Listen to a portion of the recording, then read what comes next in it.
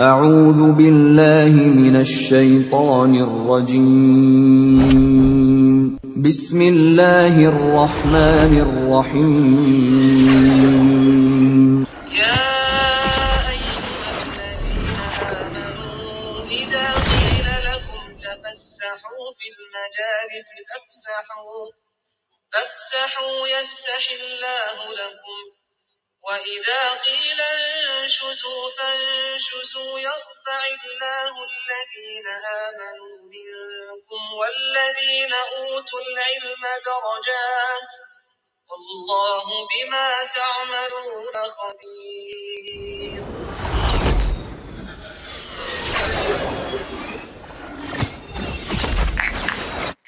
Alhamdulillahi Rabbil Alamin wa bihi nasta'in ala umuri dunya wa din. Allahumma salli wa sallim wa barik ala sayyidina wa habibina wa syafi'ina wa tabibi qulubina wa diya'i uyunina wa nuri absarina Muhammadin sallallahu alaihi wasallam wa ala jami' azwajihi wa dhurriyyatihi wa ashabihi ajma'in amma ba'du. Alhamdulillah, puji dan syukur sama-sama kita panjatkan kehadirat Allah Subhanahu wa Ta'ala, yang mana berkat nikmat sehat wal afiat, taufik dan hidayahnya, hingga di pagi hari yang mulia ini kita bisa ringan melangkahkan kaki menuju masjid. Harapan kita, mudah-mudahan amal ibadah yang telah kita laksanakan diterima Allah Subhanahu wa Ta'ala. Amin. Allahumma amin. Kita baca Fatihah dulu ya Pak. Astaghfirullah Rasulullah sallallahu alaihi wasallam. Al-Fatihah. A'udzu billahi minasyaitonir rajim. Bismillahirrahmanirrahim. Alhamdulillahi Rabbil Alamin Ar-Rahmanir Rahim Maliki Yawmiddin Iyyaka na'budu wa iyyaka nasta'in Ihdinas siratal mustaqim Siratal ladzina an'amta 'alaihim ghairil maghdubi 'alaihim waladdallin. Rabbighfirli wa liwalidayya amin. جميع أزواجه وذرياته وأصحابه أجمعين جميع العلماء العاملين والمصنفين المخلصين والمجاهدين في سبيل الله رب العالمين شيخنا يوسف بن محمد يجي حسب الله الحبيب عمر بن عود العطاس الحبيب عبد الرحمن بن أحمد الصغر الحبيب عبد الله بن أبي الحداد الحبيب أحمد بن علي بفاكي شيخ متولي شرعي شيخ أحمد بدوي جميع مشايخ الصوفية جميع شيخ جاودين من القدس شيخ عبد الحميد حسين نفعنا الله بهم وبعلومهم بالدارين. الفاتحة. أعوذ بالله من الشيطان الرجيم بسم الله الرحمن الرحيم الحمد لله رب العالمين الرحمن الرحيم مالك يوم الدين إياك نعبد وإياك نستعين اهدنا الصراط المستقيم صراط الذين أنعمت عليهم غير المغضوب عليهم ولا الضالين. رب اغفر لي ولوالدي آمين. Kita baca suratul Fatihah satu kali lagi. Kita niatkan mudah-mudahan dengan keberkahan suratul Fatihah anggota keluarga kita yang sudah meninggal dunia selalu berada dalam rahmatnya Allah Subhanahu wa Ta'ala, dan kita semua juga anggota keluarga kita yang masih hidup mudah-mudahan panjang umur, sehat walafiat, dimudahkan dalam segala urusan dan selalu berada dalam lindungan dan bimbingan Allah Subhanahu wa Ta'ala. La hadhihi niyyah wa li kulli niyatin salihah wa ila hadratin nabi al-Fatihah.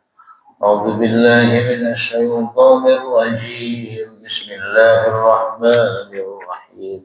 Alhamdulillahi rabbil alamin arrahmanir rahim maliki yaumiddin Iyyaka na'budu wa iyyaka nasta'in. Ihdinas siratal mustaqim. Siratal ladzina an'amta 'alaihim ghairil maghdubi 'alaihim waladdallin. Rabbi ighfirli wa liwalidayya amin. Para jamaah yang dirahmati Allah Subhanahu wa taala, insyaallah taklim kita pada pagi hari ini akan membahas mengenai salah satu hadis baginda Rasul sallallahu alaihi wasallam yang berkenaan dengan rukun salat, ya, yaitu takbiratul ihram. Dalil yang digunakan oleh para ulama untuk menetapkan takbiratul ihram sebagai rukun salat adalah hadis Nabi, miftahus sholati al-wudu. Ya, kunci pembuka salat itu adalah wudu. Wa tahrimuha at-takbir, dan yang mengharamkan sesuatu yang sebelumnya mubah adalah takbir. Nah, kenapa disebut takbiratul ihram? Ya, takbir yang mengharamkan. Artinya setelah kita takbiratul ihram, ya, pekerjaan yang sebelumnya hukumnya mubah menjadi terlarang kita lakukan. Wa tahliluha at-taslim. Dan selesainya itu dengan salam. Nah, dari hadis ini para ulama menyimpulkan definisi salat aqwalun wa af'alun muftatahatun bit takbir wa muhtatamatun bit taslim. Ya, salat adalah pekerjaan, ya, aktivitas, kemudian bacaan-bacaan yang diawali dengan takbiratul ihram dan diakhiri dengan salam. Nah, takbiratul ihram ini punya kedudukan yang sangat istimewa dalam sholat. Ya. Jadi kalau dalam kajian tasawuf, Pak, ibu-ibu, dalam ilmu tasawuf, khusyuk itu termasuk rukun sholat. Jadi kalau nggak khusyuk, nggak sah sholatnya. Gitu. Nah, ini sama ilmu fikih agak dikritik, Pak. Gitu. Kenapa? Oh, sangat berat. Kalau kita sholat zuhur kan 4 rakaat, baru 1 rakaat nggak khusyuk, batal sholatnya. Harus takbir lagi. Baru 2 rakaat nggak khusyuk, batal sholatnya. Harus takbir lagi. Ya mungkin kalau orang-orang sekelas Imam Ghazali bisa, Pak, gitu. Dari awal takbir sampai salam itu khusyuk terus, ya. Maka di dalam ilmu fikih, khusyuk itu termasuk sunnah sholat. Ya, sangat-sangat dianjurkan, terutama pada saat takbiratul ihram. Jadi takbiratul ihram ini sangat menentukan kerjaan sholat kita selanjutnya. Fatihah, ruku, kemudian terus, itu sangat dipengaruhi oleh bagaimana cara kita melakukan takbiratul ihram. Ya. Maka sangat-sangat ditekankan ketika takbiratul ihram itu kita melakukannya dengan khusyuk. Ya. Jadi kalau awalnya kita sudah khusyuk, ini menunjukkan kesungguhan kita, ya, untuk memulai ibadah. Nanti insya Allah yang lainnya ngikut. Gitu, ya. Nah, di sini para ulama, terutama Imam Ghazali, ya, memberikan kita beberapa pedoman, ya, adab dan etika yang sangat penting untuk kita lakukan untuk meraih kekhusyuan. Ya. Yang pertama, sebelum takbiratul ihram, kosongkan hati dan pikiran kita dari semua urusan dunia. Jadi sebelum takbir, kita diam dulu sebentar. Ya, semua urusan dunia dari pikiran kita, semua urusan dunia dari hati kita, kita buang dulu. Sehingga pikiran dan hati kita benar-benar kosong. Gitu. Ya, maka ada satu ujaran itu. As-salatu mi'rajul mu'min.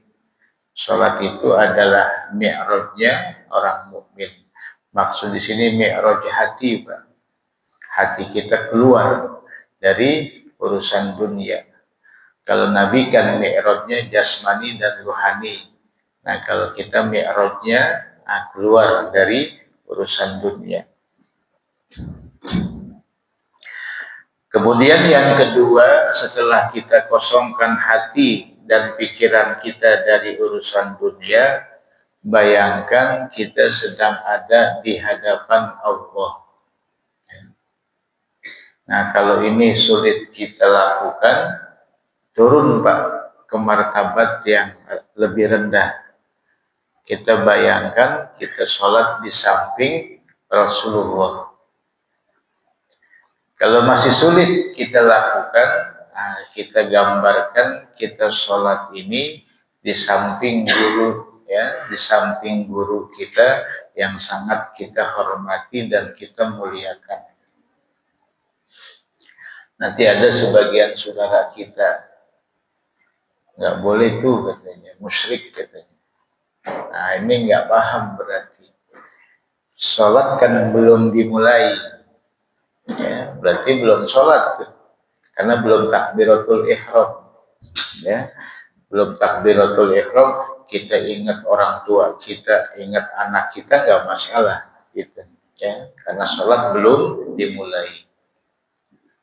Gitu. Jadi setelah hati kita kosong, kemudian pikiran kita kosong, bayangkan kita ada di hadapan Allah, atau kita berada di samping Rasulullah, atau kita berada di samping guru kita, atau kita berada di samping orang tua kita.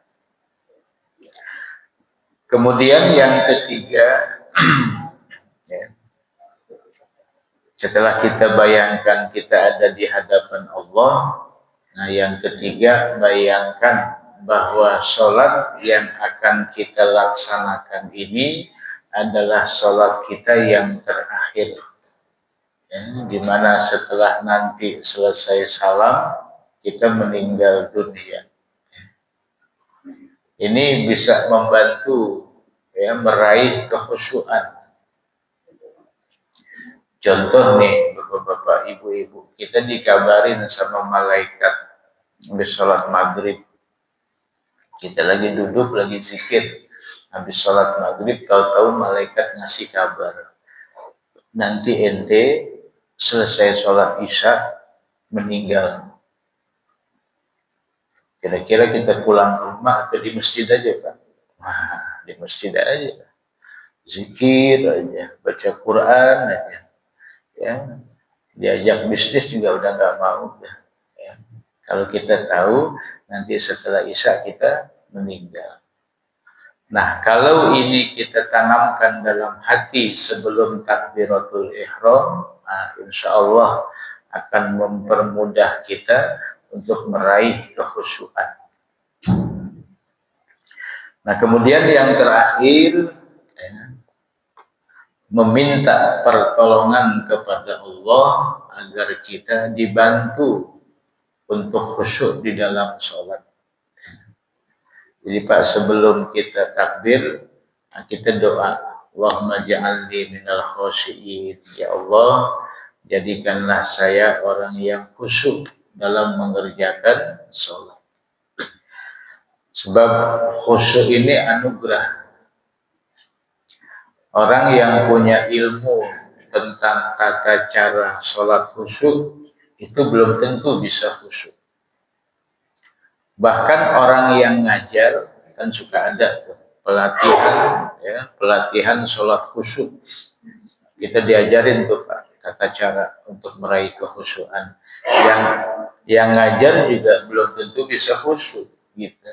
Jadi kita nggak bisa khusyuk ini mengandalkan ilmu yang kita miliki, nggak bisa mengandalkan kekuatan batin kita, nggak bisa mengandalkan fokus pikiran kita, illa bi'aunillah, kecuali dengan pertolongan Allah. Maka sebelum takbiratul ihram kita minta hati kita, ya Allah, jadikanlah saya orang yang khusyuk dalam melaksanakan sholat ini.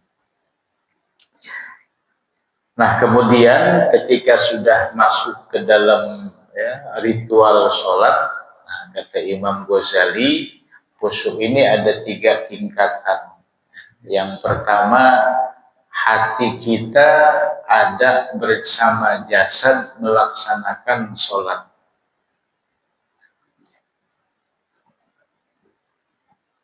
Ini khusyuk tingkat pertama, yaitu hati kita bersama jasad. Sebab hati kita ini kadang begini, Pak.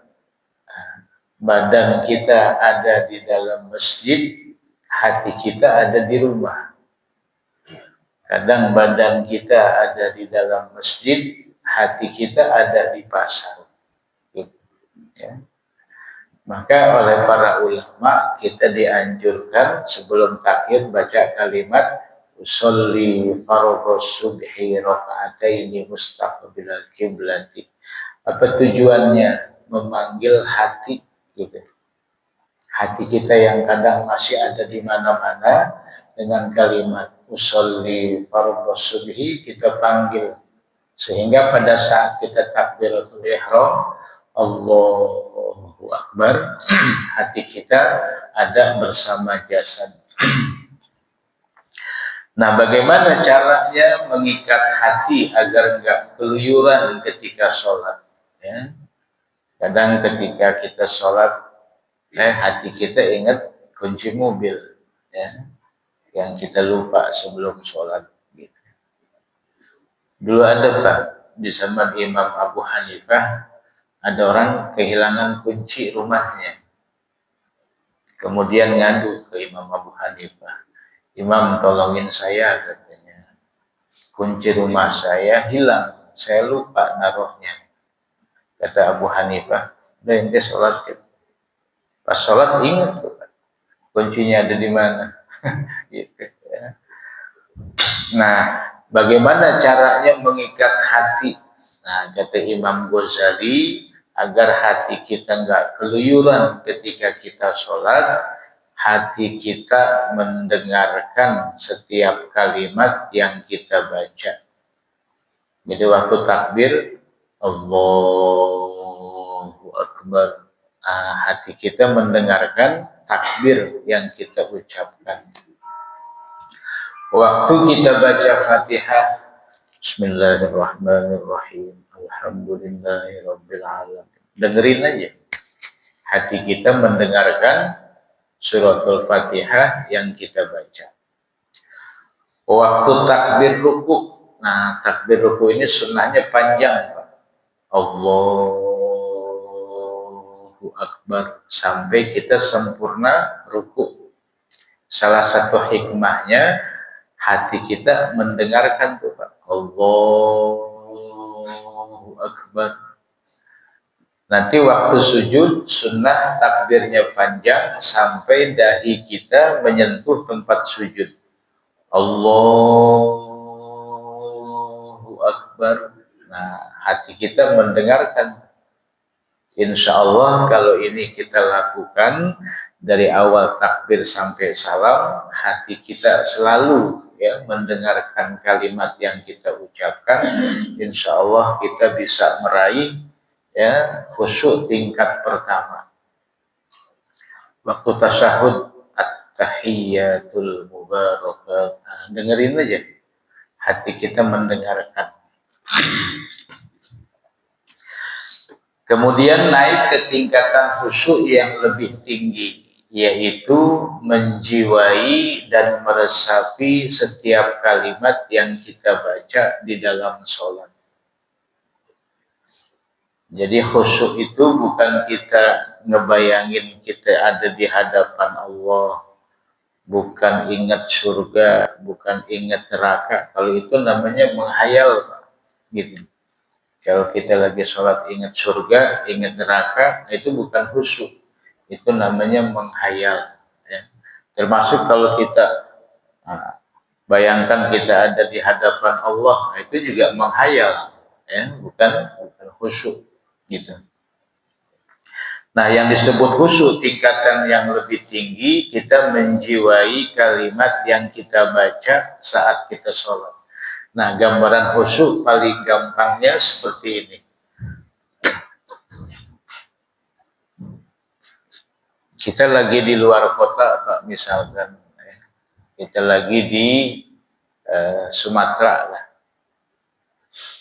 Ada seorang anak tinggal atau kerja di Sumatera. Ketika dia sedang kerja, dikasih kabar dari Jakarta, ibu ente meninggal. Nah, kemudian anak ini pulang ke Jakarta. Nah, kemudian di depan jenazah ibunya dia ngomong, "Bu, maafin saya banyak dosa, saya banyak salah." Sampai nangis. Kenapa, Pak? Dia nangis karena dia menjiwai kalimat yang diucapkan. Nah, itu khusyuk. Atau waktu lebaran, ya. Waktu lebaran kan ibu-ibu suka minta maaf nggak, Bu, sama suami? Biasanya sambil nangis kan. Kenapa tuh, Pak, ibu-ibu nangis? Ya, waktu cium tangan suami, maafin saya. Nah, karena menjiwai kalimat yang diucapkan. Pas lebaran, anak kita datang Idul Fitri ke rumah. Anak kita cium tangan, minta maaf sama kita. Nangis tuh anak kita. Kenapa dia nangis? Karena menjiwai kalimat yang diucapkan. Waktu dia bilang, "Pak, Bu, maafin saya," hatinya benar-benar minta maaf. Nah, itu khusyuk. Ya, gambaran khusyuk seperti itu. Nah, kemudian naik ke kekhusyuan yang lebih tinggi, yang kata Imam Ghazali, ini nggak bisa diceritakan, ya, hanya bisa dirasakan, ya, oleh masing-masing. Nah, kalau kekhusyuan tingkat pertama ini kita jaga, nanti insya Allah dengan rahmat Allah kita bisa naik ke tingkatan khusyuk selanjutnya, yaitu menjiwai setiap kalimat yang kita baca di dalam sholat. Nah, para jamaah yang dirahmati Allah Subhanahu wa taala, nah, ketika baginda Rasul Shallallahu alaihi wasallam menjelaskan bahwa pembuka sholat itu adalah takbiratul ihram, nah, para ulama menjelaskan tentang syarat-syarat sahnya takbiratul ihram. Nah, syarat-syarat ini harus terpenuhi. Ya, kalau nggak terpenuhi, berarti takbiratul ihram kita tidak sah. Kalau takbiratul ihram kita tidak sah, berarti ada satu rukun sholat yang tidak kita kerjakan. Nah, kalau ada satu rukun sholat yang tidak kita kerjakan, maka sholat kita tidak sah. Kalau sholat kita tidak sah, berarti di hadapan Allah kita dianggap belum melaksanakan sholat.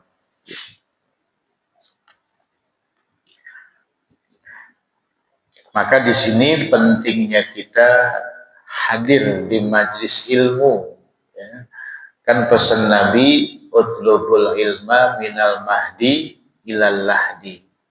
Belajarlah dari semenjak kalian kecil sampai kalian meninggal dunia.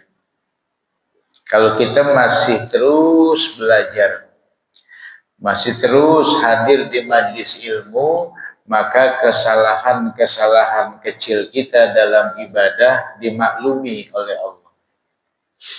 Kita sholat nih, Pak, kurang khusyuk. Allah maklumin kalau kita masih belajar. Baca Fatihahnya kurang fasih misalkan. Allah maklumin kalau kita masih belajar. Ya, maka sampai akhir hayat kita niatkan kita akan terus belajar sampai akhir hayat. Nah, di antara syarat sahnya takbiratul ihram antakuna halatal qiyami fil fardhi. Ya, dilaksanakan takbir ini ketika kita dalam posisi berdiri tegak. Jadi kalau kita duduk sebelum pas kita bangun jangan takbir dulu kecuali ketika kita sudah berdiri tegak. Kemudian ayyakuna mustaqbilal kiblati. Takbir ini dilakukan dengan posisi menghadap ke arah kiblat. Nah, yang dimaksud dengan mustaqbilal kiblat ini dada kita menghadap kiblat. Jadi bukan wajah. Jadi kalau waktu kita sholat misalkan kita lagi sholat bawa motor. Pas kita lagi rakaat kedua, tahu-tahu motor kita dituntun orang, Pak. Nah, gitu. Kita nengok, itu nggak batal, Pak. Selama yang nengok wajah. Nah, kalau dada kita sudah berpaling dari kiblat, nah batal. Ya, kalau nengok nggak membatalkan sholat, tapi kalau nggak ada keperluan, hukumnya makruh. Gitu. Maka di Masjidil Haram saf itu ngelingker, Pak.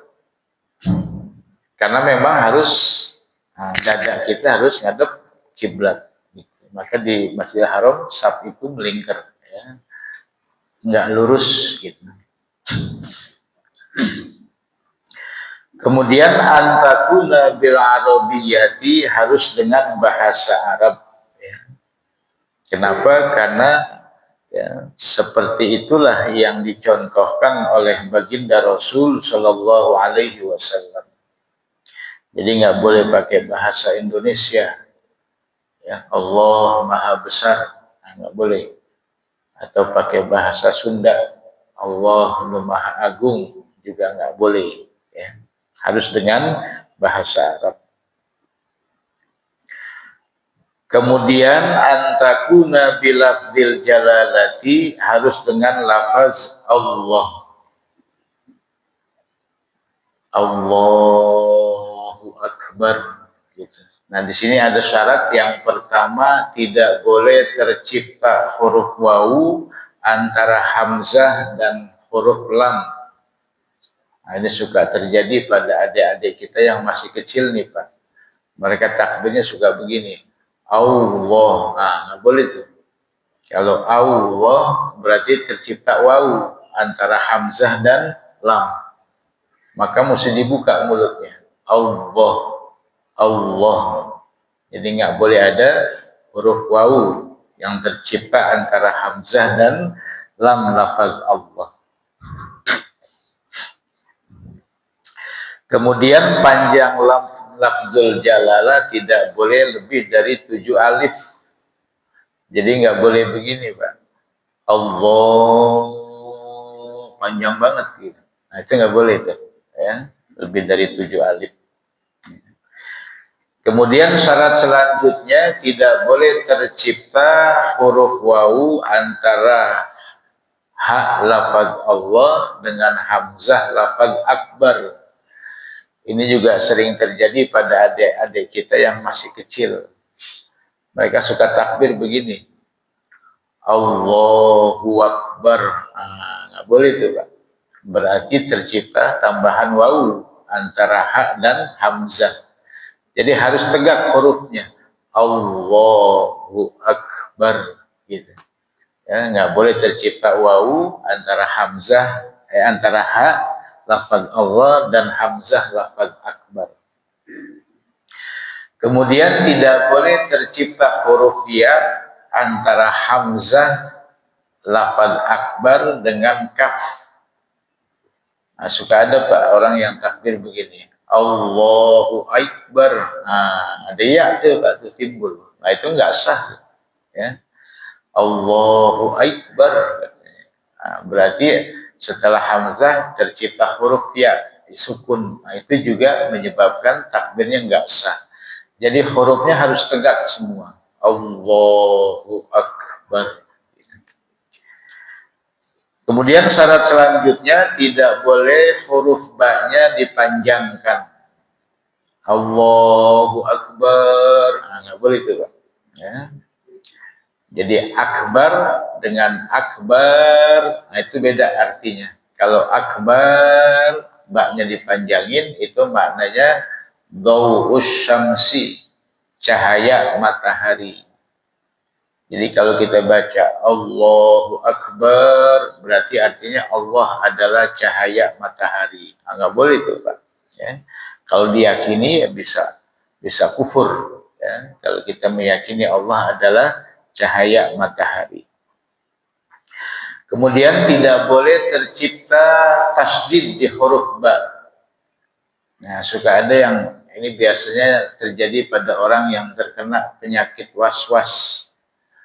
Nah, suka takbirnya begini, Allahu Akbar. Nah, itu juga nggak boleh tuh, Pak. Ya, berarti ada tasdid ya di huruf ba.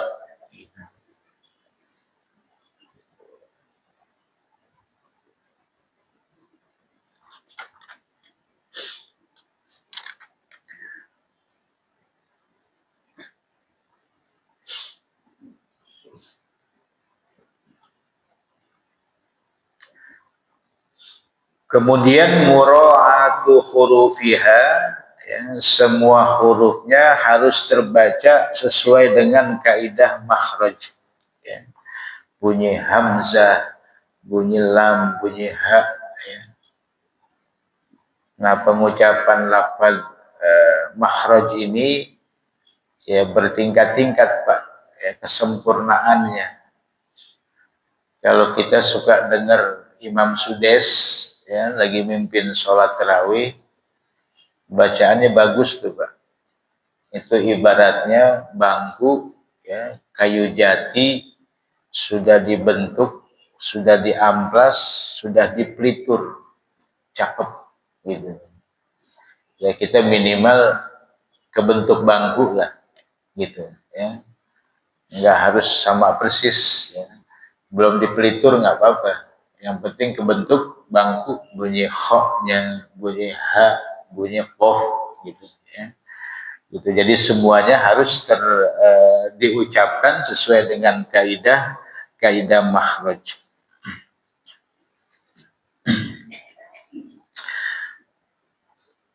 Nah, kemudian tidak boleh huruf yang ada pada takbir kita ganti dengan huruf yang lain. Misalkan kaf diganti dengan kof, jadi Allahu Akbar, nah itu nggak boleh. Ya, jadi semua hurufnya harus terbaca ya, sesuai dengan kaidah makhraj. Kemudian syarat selanjutnya ayadkhulal waktu fil muaqqati, waktu sholatnya sudah masuk gitu. Jadi kalau kita mau sholat sebelum takbir kita harus yakin dulu bahwa waktu sholat sudah masuk. Ya. Nah, untuk sholat qobliyah syaratnya itu waktu sholat fardunya sudah masuk. Jadi kalau zuhur ya, misalkan jam 12 tepat zuhur misalkan, kita datang ke masjid jam 12 kurang 10. Pas kita masuk masjid belum masuk waktu sholat zuhur. Nah, berarti kita belum bisa tuh, Pak, sholat qobliyah zuhur. Ya.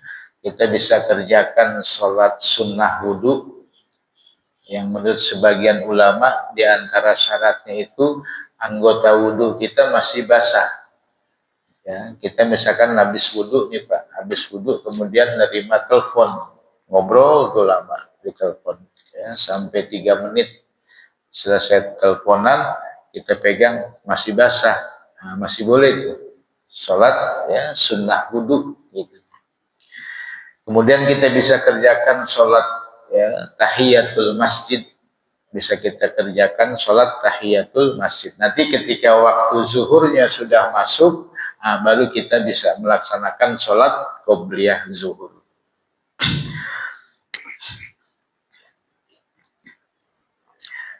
Kemudian syarat selanjutnya dalam sholat berjamaah ta'khiru takbiratil ma'mum an takbiratil imam.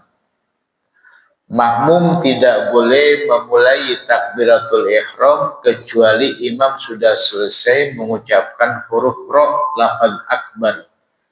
Jadi pas imam selesai Allahu Akbar, baru kita makmum boleh mulai takbir. Kalau imam masih lafaz Allah, kita belum boleh ya mulai takbir sebagai makmum. Ya, imam lagi Allah, kita Allah, itu nggak boleh Pak. Jadi harus selesai dulu imam mengucapkan ra, lafaz akbar.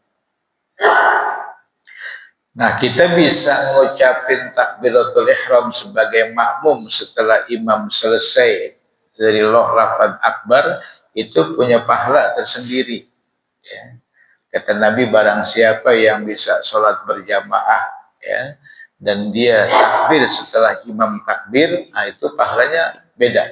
Ya. Itu di luar pahala berjamaah. Gitu.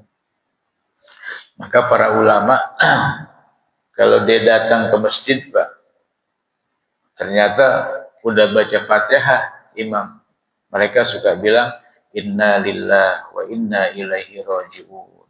Musibah, nggak bisa takbir setelah imam takbir gitu. Atau ketinggalan jamaah, ya, pas kita datang jamaah udah selesai, inna lillahi wa inna ilaihi raji'un. Ada yang begitu nggak Pak di kita Pak?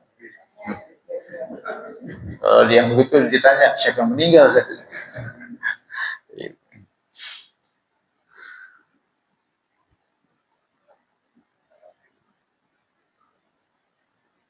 Kemudian al-muwalatu bainahuma, dibaca dengan cara bersambung, ya, tidak boleh berhenti. Ya, jadi harus Allahu Akbar gitu. Ya, nggak boleh Allah berhenti, nggak boleh tuh Pak.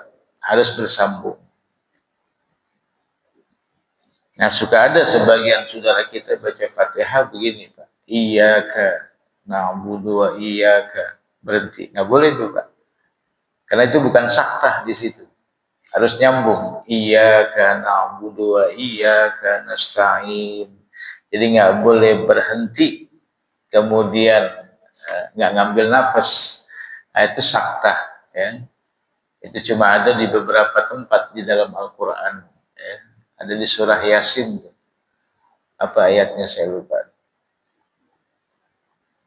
Mimma qadina. Nah, berhenti. Berhenti tapi nggak boleh ngambil nafas. Mimma qadina hadza. Gitu. Nah, di Fatihah nggak ada saktah. Gitu, maka nggak boleh berhenti.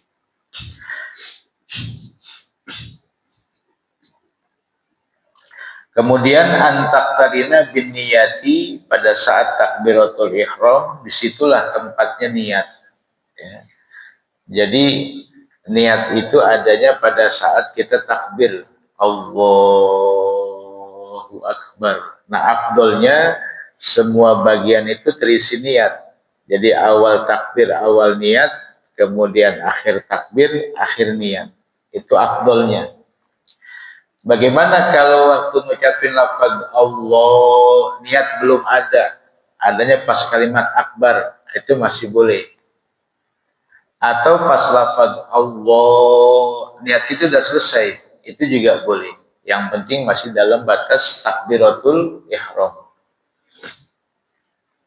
Jadi kalau dalam mazhab Syafi'i Pak harus iktiron, harus bareng antara takbir dengan niat Allah. Dalam mazhab yang lain nggak masalah, niat dulu baru takbir. Yang penting antara niat dengan takbir nggak ada aktivitas lain. Ya. Jadi nggak harus pada saat Allah. Tapi dalam mazhab Syafi'i harus iktiron, ya, harus bareng.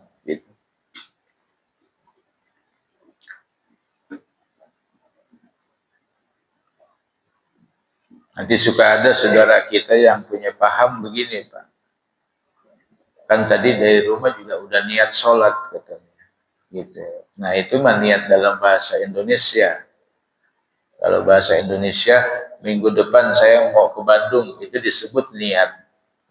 Bulan depan saya mau ke Surabaya, itu disebut niat. Tapi dalam bahasa fikih itu disebut al-azmu, bukan niat. Kalau niat harus muqtarinan bi fi'lihi, bareng ya dengan mengerjakannya.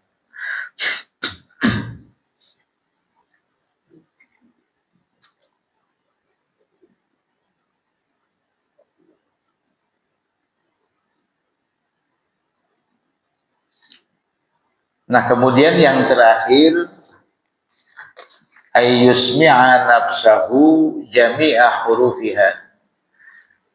Semua huruf takbir harus dibaca bersuara dan terdengar oleh telinga kita sendiri. Jadi nggak boleh dan tidak sah kalau kita takbiratul ihram dalam hati. Ya, suka ada Pak, sebagian saudara kita takbiratul ihram begini. Nggak ada suaranya. Nggak sah itu sholatnya. Kenapa? Sebab takbiratul ihram itu rukun qauli, harus diucapkan, ya, bukan rukun hati, bukan rukun qalbi. Rukun qalbi dalam sholat cuma dua, ya. Yang pertama khusyuk dan yang kedua ikhlas. Nah, kalau takbiratul ihram itu rukun qauli, harus diucapkan, ya. Maka semua harus terdengar. Allahu Akbar, gitu. Maka tidak sah kalau kita takbir dalam hati atau sebagian hurufnya kedengeran, sebagian lagi nggak kedengeran. Ada yang takbir begini, Allah, itu juga nggak sah, ya. Kenapa? Karena ada sebagian kalimat yang tidak terucap, gitu.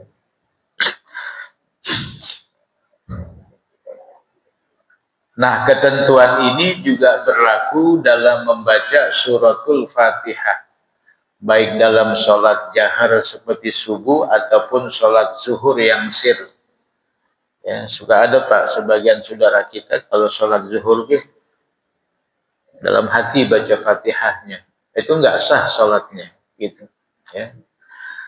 Atau hamas itu begini Pak, kayak orang bisik-bisik. Nah, itu nggak sah bacaannya, otomatis nggak sah sholatnya. Nah, kenapa bacaan Fatihah yang seperti itu dianggap tidak sah oleh para ulama? Sebab yang namanya baca Quran itu ada tajwid, ada makhraj. Kalau kita baca suratul Fatihah dalam hati, maka bacaan kita tidak ada tajwidnya, tidak ada makhrajnya. Nah, kan ketika kita baca alhamdulillahi, hak pertama dengan hak kedua itu udah beda makhrajnya. Alhamdulillahi. Nah, kalau kita baca dalam hati nggak ada tuh Pak, nggak ada makhrajnya, juga nggak ada tajwidnya. Maka yang disebut qiraatul Quran, baca Quran atau Fatihah itu harus bersuara, ya. Maka dalam bab haid, ya, dijelaskan wanita yang sedang haid haram baca Quran, haram qiraatul Quran, ya. Ibu-ibu lagi haid baca Quran nggak boleh kalau bersuara, tapi kalau bacanya dalam hati boleh, karena baca Quran dalam hati nggak disebut qiraatul Quran, gitu, ya. Itu jadi syarat yang terakhir, ayyusmi'a nafsahu, harus, ya, kedengaran semua takbirnya. Allahu Akbar. Nah, kalau makmum makruh kalau takbirnya kencang. Jadi yang sunnah takbir suara keras itu hanya imam. Allahu Akbar. Nah, makmum jangan nyaingin imam, Allah malah kencang juga. Cukup kedengeran sama telinga sendiri. Allahu Akbar. Gitu. Jadi nggak sah kalau begini, nggak bersuara, atau sebagian kedengeran, sebagian enggak. Allah. Atau hamas. Allahu Akbar. Nah, itu juga nggak sah. Ya, jadi semua huruf yang kita baca dalam takbiratul ihram harus kedengaran oleh telinga kita sendiri. Ya. Kecuali orangnya bolong, ya, budek, itu mah nggak perlu teriak-teriak. Ya. Gimana ngukurnya? Nah, ngukurnya kalau kita sholat malam, Pak, kita sholat tahajud jam 2 malam. Volume seperti itu sudah kedengaran, itu sudah cukup. Allahu Akbar. Gitu.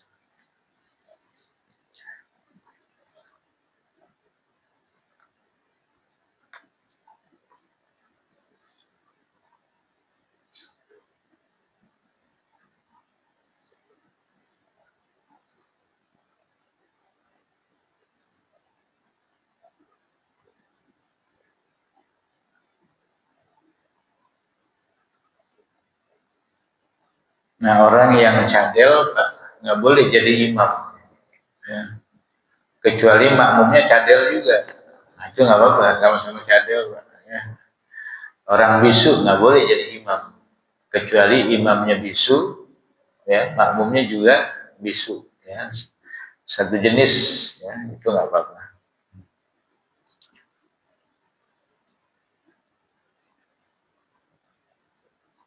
Orang bisu nggak boleh, Pak, jadi saksi nikah, kecuali penghulunya bisu yang semuanya bisu. Oh, ya kalau ada yang masih bisa bersuara, ya nggak boleh yang bisu. Ya.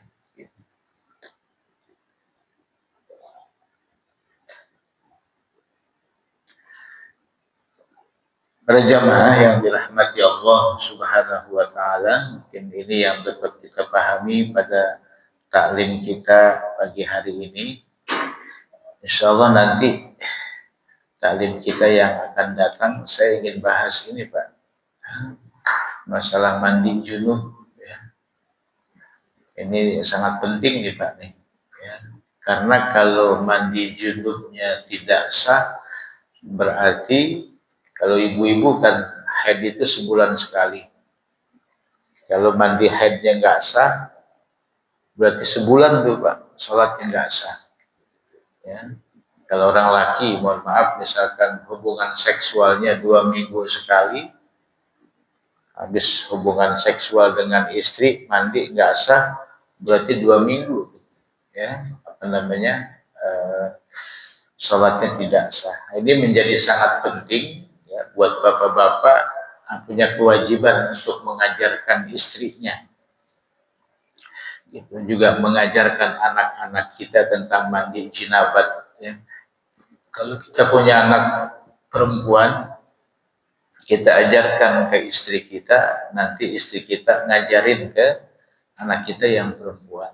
Ya. Karena ini tanggung jawab kita sebagai kepala rumah tangga. Karena nanti di yaumil qiyamah, ketika istri itu dihisab, suaminya dipanggil, Pak. Didatangkan di sampingnya. Sebab ketika kita nikah dulu kan ada kalimat hadis Nabi, ittaqullaha fin nisa fa innahum akhadtumuhunna bi amanatillah. Ketika kalian menikahi seorang wanita, maka wanita itu adalah amanah yang dititipkan Allah. Nanti Allah akan tanya di yaumil qiyamah, gimana ente dititipin gitu. Dibimbing nggak tauhidnya, dibimbing nggak fikihnya, gitu. Maka yang punya istri yang poligami, Pak, yang punya istri lebih dari satu, hisabnya lama tuh, Pak. Udah selesai istri pertama, istri kedua, datengin lagi istri ketiga. Jadi lama hisabnya, gitu. Ya. Para jamaah yang dirahmati Allah Subhanahu wa taala, sebelum ditutup mungkin ada yang mau bertanya, silahkan kalau ada yang mau bertanya, baik berkenaan dengan masalah yang baru kita bahas atau masalah yang lain.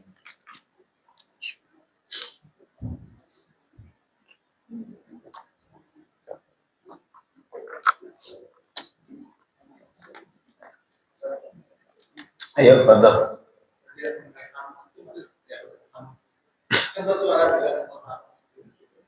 Ya, hamas itu nggak ada makhraj. Sama semua, bunyi sin, bunyi mim, bunyi lam, bunyi ha, kalau hamas sama. Nah, kalau kita baca bersuara, bunyi ha di sini, bunyi wawu di bibir, bunyi bod di sini. Nah, kalau hamas sama semua, makhrajnya nggak ada, gitu. Suaranya ada, tapi makhrajnya nggak ada. Kan bunyi ha dengan bunyi ha, dengan bunyi kho, dengan koh, itu beda. Nah, kalau kita bacanya hamas, nah, sama semua, nggak ada makhrajnya. Ada suaranya, tapi nggak ada makhrajnya. Gitu. Nanti kalau kita di rumah, Pak, istri kita sholat, sekali-kali kita pantau, bener nggak ya cara sholatnya. Begitu juga anak kita, ketika anak kita sholat, ya kita pantau. Ayo Pak, silakan. Ayo. Waalaikumsalam. Saya itu selalu sholat sunnah, kecuali itu di rumah. Nah, untuk kopiah itu ukurannya sudah masuk waktu atau di mesin yang kita beli. Karena kadang-kadang sudah masuk waktu, tapi belum bayar. Tapi saya tahu kalau tidak masuk waktu, karena masjid Yang lain udah.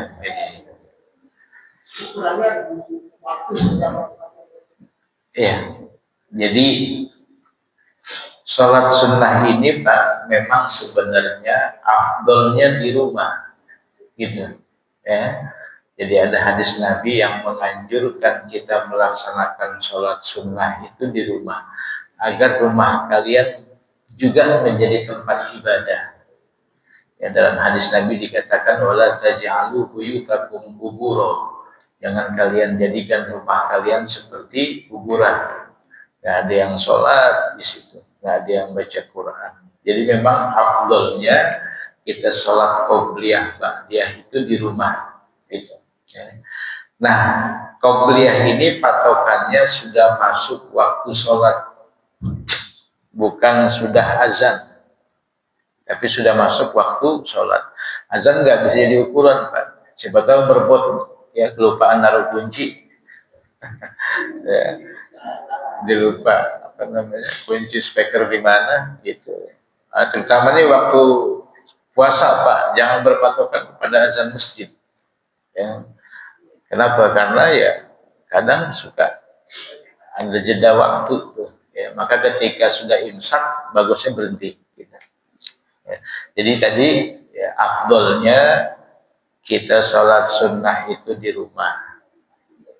Tapi kalau banyak penghalang, kerjakan aja di masjid.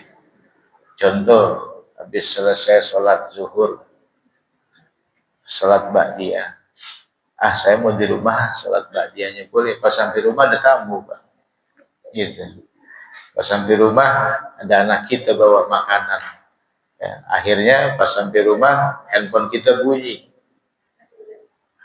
banyak halangan. Ya. Nah, daripada di rumah nggak dikerjakan, udah ba'diyah di masjid aja. Kecuali kalau kita yakin, ya, insya Allah bisa di rumah. Saya sendiri Pak, kebetulan kan saya tinggal di pesantren. Alhamdulillah Pak, saya tinggal di pesantren. Ya, kalau di rumah kadang-kadang habis selesai sholat zuhur ada tamu, assalamualaikum. Nah, nggak jadi ba'diyah. Ya, tapi kalau kita di masjid, insya Allah qobliyahnya terjaga, ba'diyahnya juga terjaga. Gitu. Kalau sudah dawam, itu dikodok bisa Pak. Bapak misalkan biasa tahajud tiap malam. Nah, kebetulan pas malam Senin, hari Minggu siangnya kan kondangan 4 tempat Pak. Sama arisan 5 tuh. Capek deh tuh, habis isya dah ngeletak tuh. Itu bisa dikodok kalau memang sudah menjadi kebiasaan gitu. Mungkin itu Pak. Ada lagi yang mau nanya? Ibu-ibu kali ada yang mau nanya? Silahkan kalau ada yang mau nanya. Ayo Ibu silakan.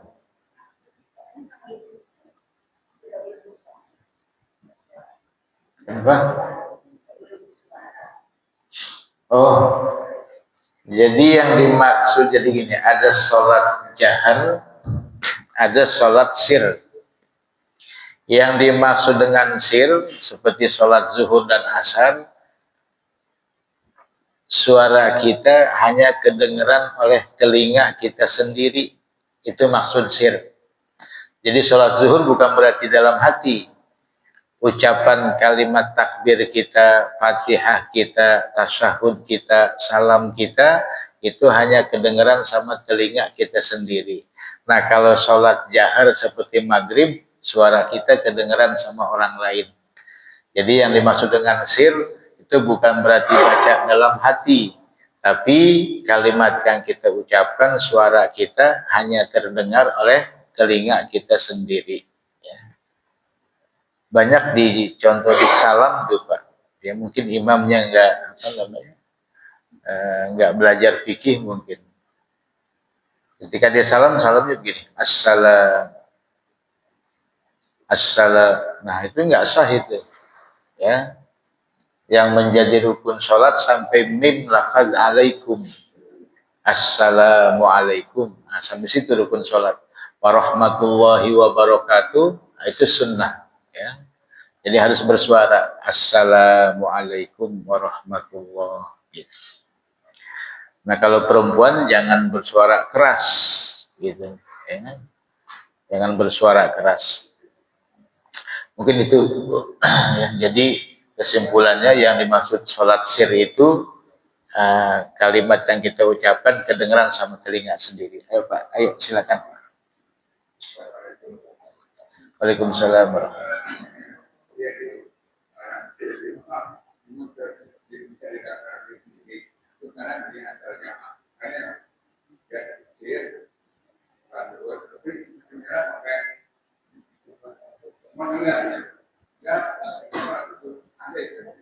Ya. Jadi makruh hukumnya kalau kita sholat sir, suara kita kedengeran sama orang lain nyata. Oh lagi baca iya kana budu, sholat zuhur, sampai kedengaran orang lain, itu makruh Pak. Tapi tidak mempengaruhi sah atau tidaknya sholat. Nah, apabila ada kemakruhan yang kita lakukan dalam sholat, pahala kita berkurang. Gitu. Kita sholat nih Pak, kan makmum belakangan dari imam. Ini imam ruku bareng, Allahu Akbar. Pas bangun bareng sami Allah, itu makruh. Tidak mempengaruhi sahnya sholat, tapi mengurangi pahala, ya, pahala sholat. Gitu. Ya. Jadi ya seperti itu, ya, urutan-urutannya. Mungkin itu Pak. Ada lagi yang mau nanya? Betul. Para jamaah yang dirahmati Allah Subhanahu wa Ta'ala, ini yang dapat kita pahami pada ta'lim kita pagi hari ini.